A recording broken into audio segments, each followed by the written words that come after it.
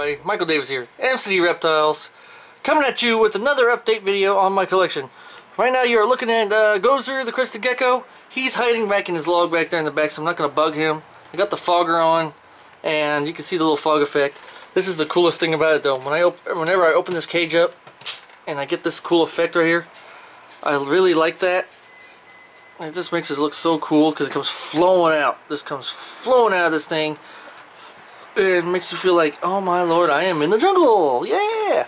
So, anyways, Gozer, he is just probably over a year old. I'm not sure how old he is. I know he was an adult when, a sub-adult when I got him. So I don't know exactly how old he is. But anyways, I did get him from this place called Reptile Room over here in Clovis. So if you have ever heard of them, go ahead and check it out. For those of you who are just coming to my channel, I own 5 reptiles. And so if you have any questions on any type of reptiles, alright, any type of reptiles you have, go ahead and ask me. And if I can't answer your question, I will revert you to, I will send you to somebody else who knows more than a little bit more than I do. People like Mike Tailulu, who might know a little bit more on crested geckos than I do. I do study up on my reptiles before I buy them. However, I'm not an exact expert on them, so don't expect me to know everything. All right. There's people out there who've owned reptiles longer than me, so go ahead. I will send you, if you have any questions that I cannot answer, I will recommend you to somebody who can answer that question a little bit better for me, including there's also someone out there who's owned leopard geckos longer than me. Her channel is called Leopard Gecko Talk.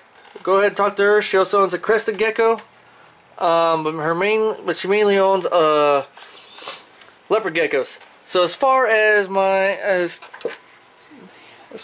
they go, she has also been talking a lot about this Repashy stuff, and my God, she is absolutely right on this stuff. They absolutely love it. As far as my feeding habits go for them, I do feed them crickets, but mainly I do feed them the Repashy stuff. I also feed them up on this. This is what I dust my crickets with. I dust them with this stuff, as well as I also dust them with a mixture of Reptivite and the calcium powder put together. I know it probably gives them a double dose of calcium of D3, but that's pretty much what I do just to make sure that they are getting the right amounts that they need. I do about maybe 1/3 of this, or not even that. I do about maybe a mixture of 1/4 of this and 1/4 of this as well together. I don't do 50-50, I don't do half and half. I do a little bit of a quarter of each of it. I do about maybe half a teaspoon of this into their feeder bowls, which I feed Gozer the Repashy in a 2-liter soda lid, due to the fact that I'm trying to just to make sure that he is eating. I don't want to overfeed him either. My newest addition to my collection is my Madagascar giant day gecko, also known as Philadelphus kochi.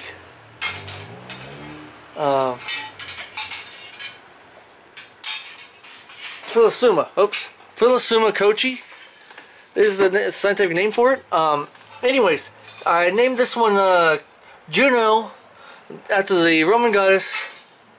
The Roman fertility goddess. She is in charge of looking after women a lot of times, and I named that because this one is starting to look like it may be a female, but I won't find out until another month or two, another month from now. If it turns out to be a male, the name may change to more of a boy's name. I'm thinking of naming it. If it turns out to be a boy, I will probably rename it Hidalgo, which is actually the name of a horse. But that was one of my favorite movies I ever watched. So yeah, I'm keeping that name in reserve until I'm absolutely positive of the sex of the yeah, of the gender of this reptile, of this giant day gecko I have. So Juno is right now. He is looking. She is looking back here. What are you doing, huh? So what's going on? You're looking at you're going in. What's up? Hi. Hi. Well, you're pretty. Yes, you are. You're such a pretty. Which one do you like? Do you like a Juno or do you like Hildoggo? You tell me. Juno or Hildoggo? You look like a Juno to me. Anyways, I'm just keeping that name in reserve. Just to let you know. I don't know what you're... But anyways, yep. So this is the enclosure I have. It is a 10-gallon regular. No, this is not a 10-gallon regular. This is a 20-gallon. This is a 20-gallon tall tank that I got from the reptile room because I bought Gozer and I bought Juno at the reptile room. When I first got Juno, all I had was this right here to show for it, and these two things right here, and these two bamboo things, and the little piece of wood. That was about all I had to show for him. And so then afterwards, I waited a little bit, and I got some more stuff when I got paid more money, and really filled out this tank up a little bit more. For those of you who have never kept a tropical reptile before, I'm going to recommend that you use the Eco Earth, or like I have, the plantation soil right here, because this stuff absolutely holds moisture in like no tomorrow and releases it really slowly into the environment and keeps it really the humidity levels up the way you need to have it. I do have, this is the type of thing I have is an Exoterra light hood for his UVB bulb. I have his heat lamp right here, which apparently stinking roaches keep getting stuck under, but oh well. For his water thing, I do keep a leaf water bowl right there where I do pour water into it occasionally. His main source of water though is this. His main source of water is this Zoo-Med Reptarrain. And let me tell you, this thing puts out a lot of water. In fact, the only thing I don't like about it is how shallow the reservoir is. How quickly it runs out. The reservoir empties out just about, when this thing is done raining, the reservoir is emptied out right about to here, and then it rains again and keeps going down. But anyways, it works really well in keeping them hydrated. The next animal I have on my agenda, or on the list of animals we're going to see, is this Tiaowen, my Chinese water dragon. As you can see, I did add a few things to the tank lately. I did add some new plants to the tank. Mind you, they're all fake. The Reptifilter, I lifted it up a little bit higher. The other new plant that I have in there is that one with the small leaves. You could barely see, but it's right there. If you can see the little round little nodule looking leaves in there. Two new fish I added in here are the ones swimming up right there. You can see them. Those are my red-tailed swordfish. That I added to it. The little bottom feeders that I decided to get. I did have another little Julie Cory cat in here, but the thing was so tiny that I don't know where it went, so I got those guys instead. The two gouramis are doing really well. You got the one right here, and then you got the other one which is way in the back. The three tiger barbs I have in there are doing really well. I don't know where the other gourami is. He might be way in the back or inside the floating log. But we'll find out sooner or later. For the longest time though, Tiaowen was over here. He was digging for some reason over here, and I don't know why. I don't know why he's digging. But it's the craziest thing. I don't know why he was digging around over here. And then it dawned on me that maybe he was digging down here to get to the moisture down here. So I decided, okay, I'm gonna add another little plastic dish in here just to add extra moisture to the equation in there, and it's worked so far. So now the next animal that we're gonna go look at now is gonna be my Max Snow leopard gecko. This is Ayase, guys. Ayase, as you can see the size of her, she absolutely is gorgeous. She's the most gorgeous animal I've ever seen in my life. I got her from a PetSmart, as well as the other three animals that I showed you. Tiaowen, Ayase, and Zubiri, the ball python, are all from PetSmart. The other two I just showed you were from Reptile Room. He's a local breeder. So anyways, this one right here are from PetSmart, and as you can see, sometimes PetSmart's a little bit better than Petco. I would have to say that at least they don't keep their animals cramped up. They have either one or two animals on display at a time. They don't ever have multiple animals in the cage, and above all, they don't keep them on sand. They keep them on like a moss thing in their cage, which is okay to me. Other than that, though, she is absolutely amazing. The type of substrate I have that she is sitting on is Zoomed's excavator clay substrate. This stuff is amazing stuff, because once it dries, it turns into like a hard rocky substance, and pretty much flattens out, and it's pretty much to represent her natural environment to the thing. I did add her a few rocks in there just so she can climb on top of the rocks whenever she wants to. She has a driftwood log for her to come up even closer to the sunlight when she wants, if she wants to do so. At night, she can come up to the little heat lamp that I have for her.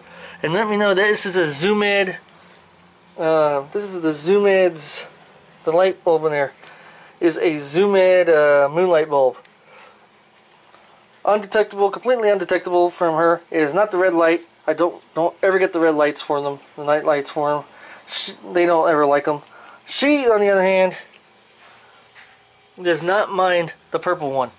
Alright, because it doesn't give it that much light at night. It really doesn't. It actually, when you look at her cage at night, it's actually, this has like this light this like dark purple haze in there, and it really looks dark. Still dark enough in there for her to wander around and do her natural things. We're going to go now on to the girl who started all for me, Zubiri, my ball python. She is hanging out right about underneath this plant right here, guys. You can see her. You can definitely see her her pattern right there. I just fed her a rat maybe not too long ago. So she's pretty much chilling out in here, and I had so many people tell me don't add plants to my cage, it stresses the snake out. But as you can definitely see, she's not stressed out one bit. She actually loves having plants in there because it gives them a place to hide. She actually also loves having the log in there too, and it actually gives them a place to scrape off any excess shed in the skin. She has her rock hide over here, which also doubles up as a humid hide because the moss in there is all nice and moist all the time, and it stays wet and humid in there all the time. She has quite a few other plants. Once again, I also use for her nighttime lighting a Zoomed's night light bulb for her as well. I recommend this for all your nocturnal animals, alright? Get that light bulb for all your nocturnal animals. It does not bother them at all, and it allows them to go about their nightly business without being disturbed and all that. So anyways, that is as far as my reptiles go. Now we can move on to my last thing I have to show you guys. I have a fish tank. This is my 10-gallon freshwater fish tank. As you can see, I got one of my zebra danios swimming around right there. I actually have 3 of those, 3 zebra danios. I have three neon tetras in there, and I also have 1 cory cat, and I have 2 algae eaters in here. A few of the, you can definitely notice the grasses I have. All right, the grasses are a different species than the ones I originally had. The horsetail grass that I had, the horsehair grass. The horsehair grass that I had was not really that grand. It got clumped up too many times and really wasn't growing as great as I needed it to. So I got a more robust style of grass for them. And as you can see over here, there's like little bitty guys that came off of it. The Amazon sword plant. For those, first I thought it was like algae growing on it, but it turns out it's actually just the little pups that are shooting off from it, like new growth and all that. I have a big old piece of Mapani wood in here, you probably noticed. I also added a an air stone in there to give the oxygenate the water a little better, as well as I have a fluval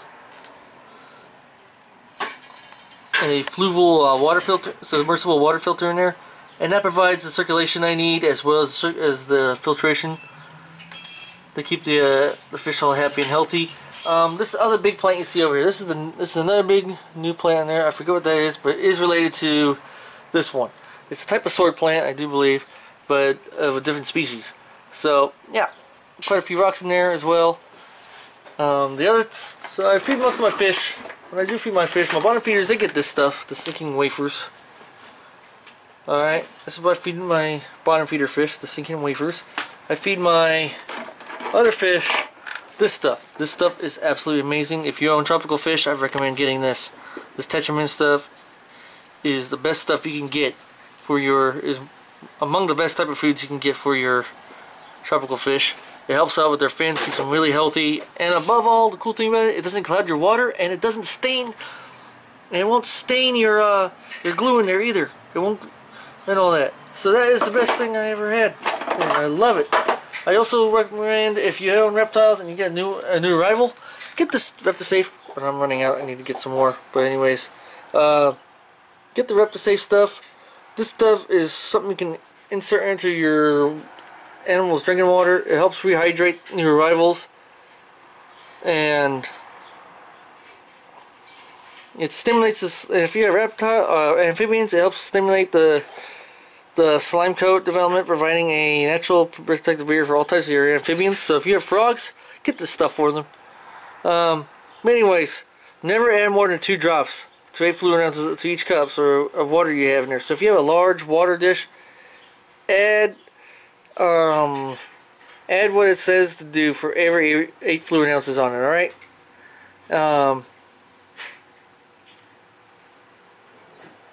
So then this right here. So ReptiSafe could also be used for per 5 gallons of tap water. So remember that, alright? You treat all new or replacement water with this stuff. It helps soften it up. It's a water conditioner. So make sure that you add this stuff to your water every time you do a water change in your reptile environment or any type of environment that you have. So yeah. So that's pretty much my... and then above all too, when it comes to cleaning your stuff, get the Zoom Edge Wipeout. Alright, this stuff is reptile safe. It won't harm your reptiles. It's not going to be like bleach. You never want to use bleach on anything in your house, especially where your reptiles are going to. Because this, due to the fact that the fumes might harm them a little bit more. But this right here is like Windex almost, but not really. It's real reptile safe, and it kills just about the same amount of stuff that bleach would do. All right, so that's pretty much what I use for cleaning my reptiles' cages. But anyways. So that is pretty much the end of this video. And if you have reached this video, I want you all to mention. I want you all to write the words. Lagodactylus williamsi. I want you to write that out. That is going to be the scientific name of the next animal that I am possibly going to be getting if I can find it.